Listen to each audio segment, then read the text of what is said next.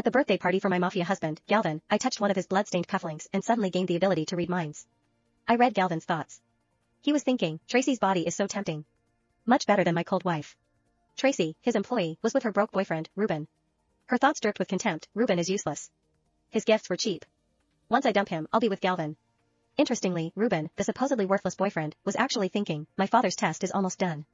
How do I tell Tracy I'm the heir to the largest mafia family? Fascinating. Galvin, the man I stood by, appeared wealthy on the outside, but the true heir was treated poorly. I lifted my wine glass and elegantly approached the penniless Ruben. Chapter 1. Happy birthday, Galvin. The crisp clashing of champagne glasses rose and fell in my penthouse. I smiled as I looked at my husband. He was surrounded in the center by a group of men in suits and ties, each complimenting his promising future. He had climbed the ranks to become a mid-level member of the Falcone family, the largest mafia, with hopes of becoming a capo. The upper-class elites of Calvarian gathered together, along with hidden family members. Marissa, you really married the right person. I heard that Galvin is going to be promoted soon. The wife of a jeweler came close to me. I nodded gracefully and picked up the champagne to take a small sip. As a world-class art connoisseur, such social occasions were all too familiar to me. Indeed, Galvin is very talented, I replied politely, but deep down I was tired of these compliments. Honey, come here for a moment. Galvin waved at me with a smug smile. He wore the suit I had custom-made for him tonight.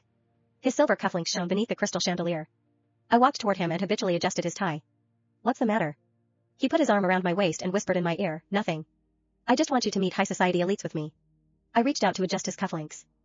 The moment my fingers touched a cufflink, a violent dizziness hit me, as if an electric current passed through my brain.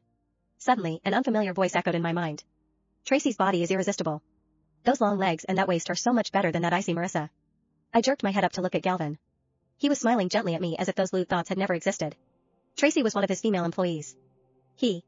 What was this? A hallucination? Galvin thought, hopefully, Marissa didn't notice the bloodstains on my cufflinks. That idiot last night deserved it. My heart pounded as I forced myself to maintain a calm facade. Were these voices Galvin's inner monologue? I looked around the living room, trying to comprehend what had just happened. Suddenly, more voices flooded my mind like a tidal wave. Galvin's a freeloader.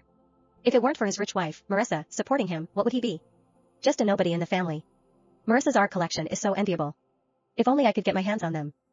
The lobsters tonight aren't fresh enough, but who dares complain? How much did this party cost? Marissa's art business must be doing very well. I could hear everyone's thoughts. This supernatural ability both shocked and excited me. Behind everyone's smiles lay all sorts of secrets and malice. Suddenly, an unfamiliar thought entered my mind.